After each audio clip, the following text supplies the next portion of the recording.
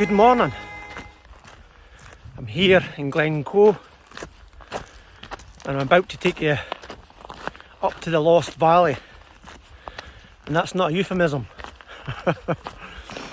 Now, I've been to Lost Valley before, did a wild camp up there a couple of years ago now, right enough, but beautiful place. I always feel like the walk up there is somewhat Jurassic in nature. You'll see what I mean when we get there. Look at this.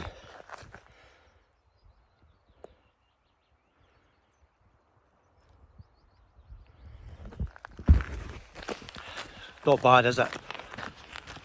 Beautiful Glencoe. It's got to be one of the most favourite places that I come, and I come here on a regular basis. I see the midges are out in force. They were like that this morning at my tent. When I got out my tent for a coffee, started attacking. Absolute pain.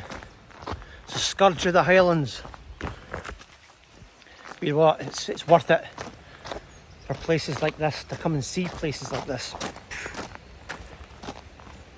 Just mind bring your midgie net for your head and some smidge or Skin So Soft or something similar.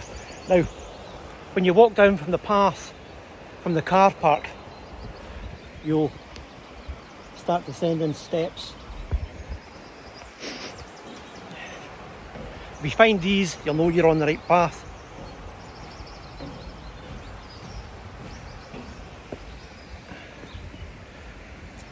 We'll go this way.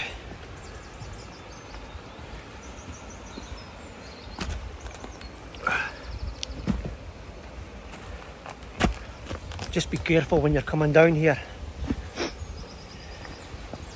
It's not that the walk's treacherous, but you do need to be careful. You don't want to go over on your ankle, and the ground is uneven, as you'd imagine, for the most part. Look at this beautiful little bridge. Look at that. Imagine being a wee birdie and living here.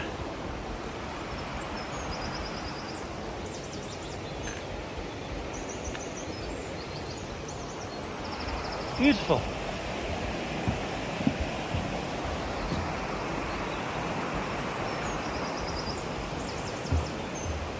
Then we head up this way. Like I say, just watch where you're putting your feet and you'll be fine. So it kind of goes like this for a little while. So I'm going to turn off the camera just now and I'll see you at the top of this. I left my tent this morning I started the walk here about 7 o'clock for two reasons. One was to avoid the early morning mist, in which case I wouldn't see anything. But secondly was to avoid the heat, because today is to be a swelter. It's Saturday, the 18th I think it is of May.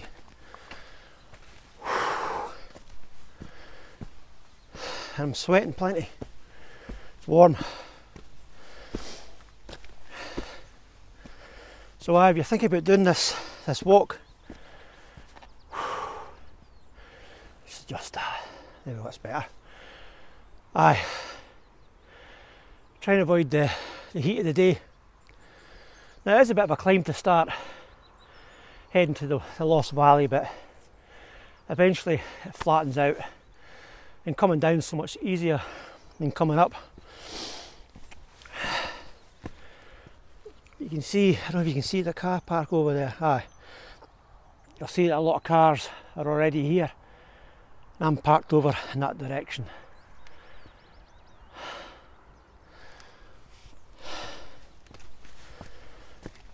It's warm. Now you want to be careful in some of these sections. There's a fair old drop going down the side here.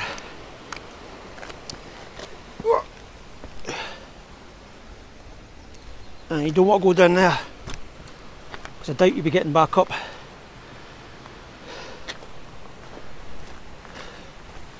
Like I say, the path starts to flatten out slightly, making it a bit easier.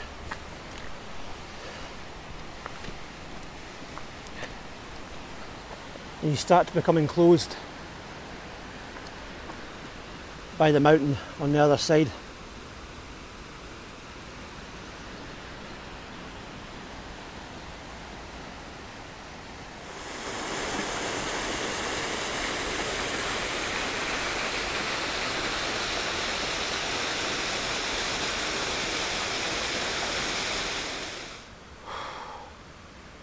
Tell you what, it's pretty hot. I know I've already said this, but like, sweating like a pig here.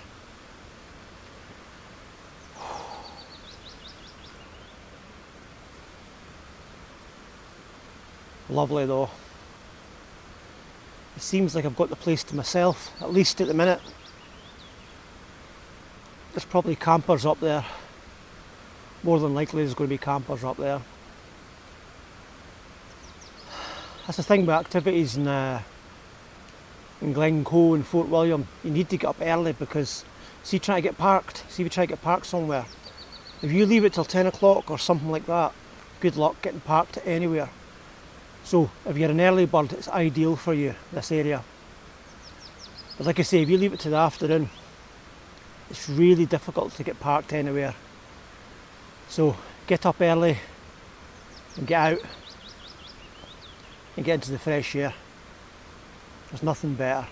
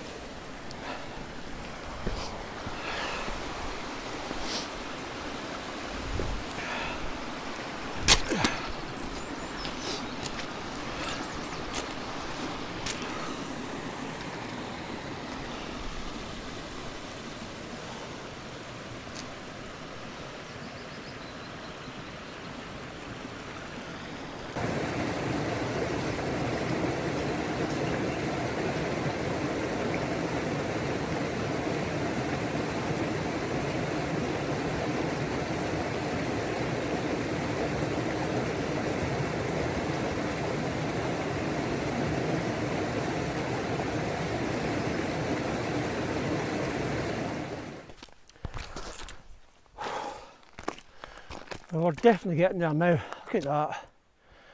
How beautiful is that? I've got company as well. A couple and their dog. Ah, beautiful.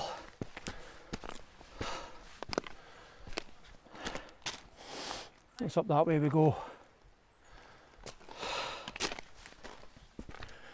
Well, we're nearly there.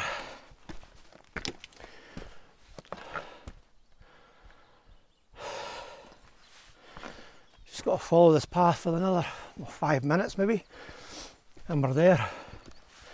Now, last time I was up here, I think I've been here twice actually. Yeah, I have been here twice. The first time I had sandwiches, which I do again today, and had birds eating out the palm of my hands.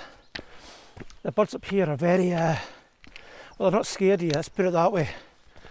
And yeah, it was eating out my hand, which was absolutely lovely, absolutely added to the experience of the lost valley. But yeah, I can't tell you, I'm not sure what the temperature is, but it is really hot. I'm just sweating constant. Thank God I've got plenty of water with me. Oh, look at this. Have a look at this.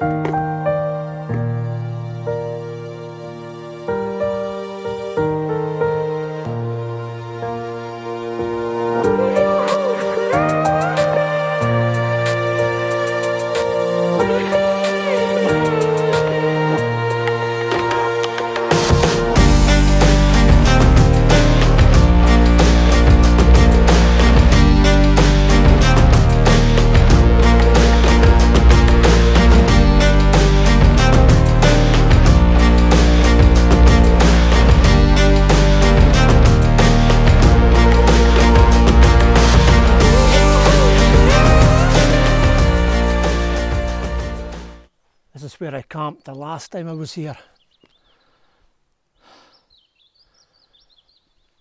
Not a bad view, is it? If you're planning on a campfire though, there's not a lot of dead wood up here. So you might have to bring some of your own. As you can see, there's wee fire pits there. You will find odd twigs and stuff, but you better believe this place has been pilfered of all the decent wood. It's quite the place.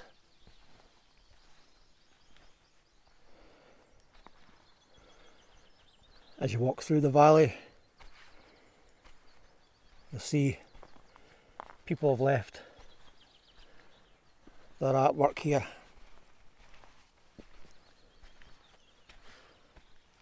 There's just a wee bone on top of that wee statue there.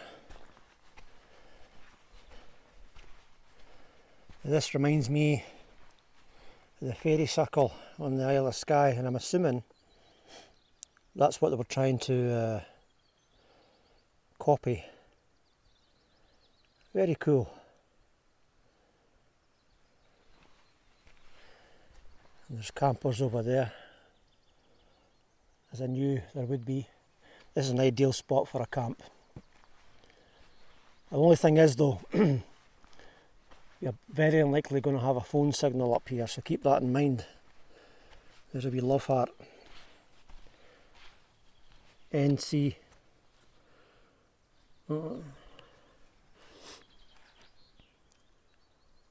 Looks like 3K, but I'm not sure. And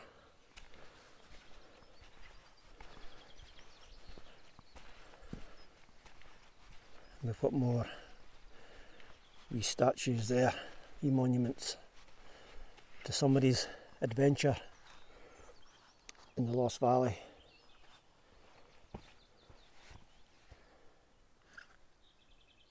It's quite the place. You notice, apart from the birds and the water in the background, it's so quiet. You could easily spend a few days up here and just get to know yourself again. I've often said that about in my other videos about you know, when you go places yourself, like I am right now, you start to find yourself again. And if you don't know what I mean by that, it's like there's the person that you are from day to day, and it's not that it's an act, but when you get away from life, from people, places that are familiar, and you come to somewhere like, say, the Lost Valley here, you sort of discover, oh, I'm here myself, and it's like a reconnection you just don't get in daily life. I can't quite explain it. It's almost like a spiritual thing, but it's like it's just you, and you're in nature, and you realise that if something was to happen, you're all by yourself. So therefore you have to take care of yourself and be wary of where you're stepping and where you're walking, and make sure somebody knows where you are. That's important as well. But yeah, getting away into nature, you find yourself, and it can seem scary at first because, like I say, you're maybe not aware of it, but you're a different person in normal life. And it's when it's just you, it's almost like you find your soul. It's almost like you find yourself again. It's a lovely feeling, actually. You get time to really think. It's always positive. You're not thinking about negative things when you come to somewhere like this. You've got these views. I mean, look at that. Look at that. That's beautiful. So yeah, you may think I'm a bit of a weirdo saying that kind of stuff, but believe me, try it and see for yourself. It's suddenly just due. It's lovely.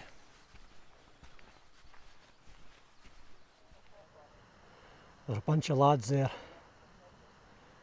who've walked through the valley, and I'm going to pronounce this incorrectly, but they're heading towards Biddian Nambian. Now, as I say, I am pronouncing that incorrectly. I've done it myself, not through the valley. Biddian Nambian is a Munro, and there was a day where me and my partner did, I think it was 4 Munros in the one day. I tell you what, it was a long day. We came across, if you know Glencoe, you'll know where the little white cottage is. It's famous, and I don't mean Jimmy Savile's cottage, I'm on about the other one, heading down the valley. And there's a little white cottage down there. It's famous. You would know it. There's a car park right across from it. And we climbed up past the white cottage. Not an easy climb, I might say. I might add. It was hard, and then we got along the back of the ridge, sheering right along that way. Sorry, I can't even do this. Back to front. Still doing it wrong. That way. Right along the back there somewhere. And let me tell you, it's some of the most rugged landscape you're ever likely to encounter. I mean, it was dangerous in places, but you know what? It was so beautiful. You really had to take care of where you were walking once you went past Biddian Nambian, and then you went on to, and I can't remember the name of the Munros, but it was a hell of a long day. We were absolutely shattered at the end of that one. A bit longer than we expected. Didn't have enough food, didn't have enough water. Well, we had enough water, I think. But yeah, you got to be careful. But yeah, what a glorious walk it was. And I reckon that's where the lads are heading. In fact, they are heading there. And I didn't know there was an access to the Biddian Nambian. I know people here are going to be screaming, it's not called Biddian Nambian. Don't worry about it, but you know what I mean. And the lads are definitely heading up there, I reckon. But yeah, I wish I'd come through the Lost Valley. Certainly an easier way to go than what I did that day. They're basically going straight up, but they're going to cross and up that way. A far easier route. You live and learn, don't you? Now, if you are planning on coming wild camping here, don't be concerned about water. There's plenty of water coming off that mountain there.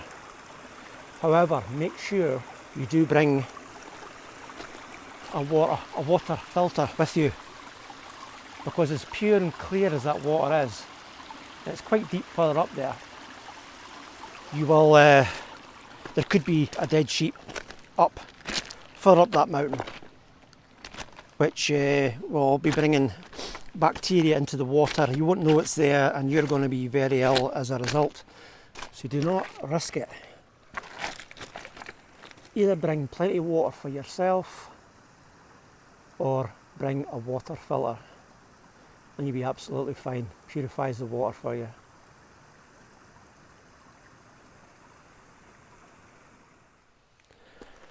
I'm sure you've heard of the massacre of Glencoe, where in February 1692 the MacDonalds, well, most of the MacDonalds were slaughtered by the Clan Campbell, who were residing with them at the time.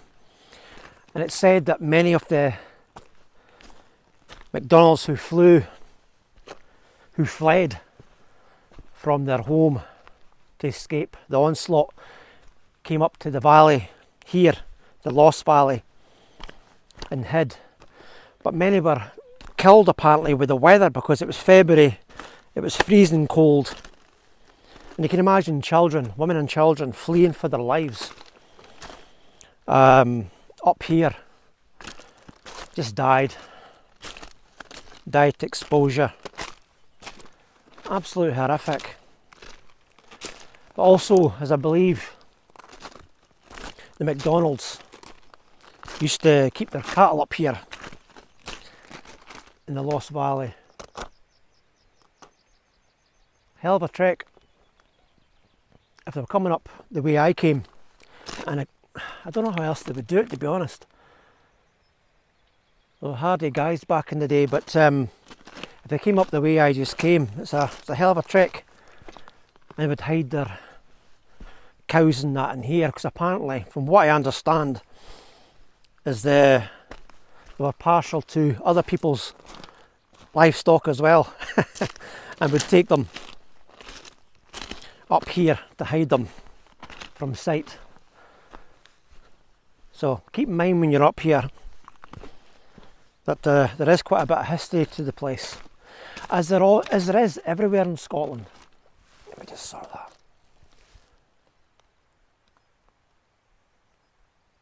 What a place.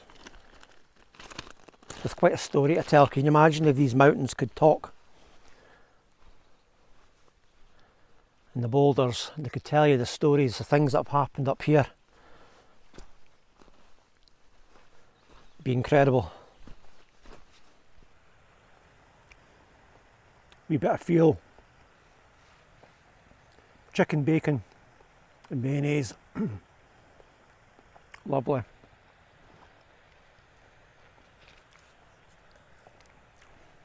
And although I brought water, wee diet Coca-Cola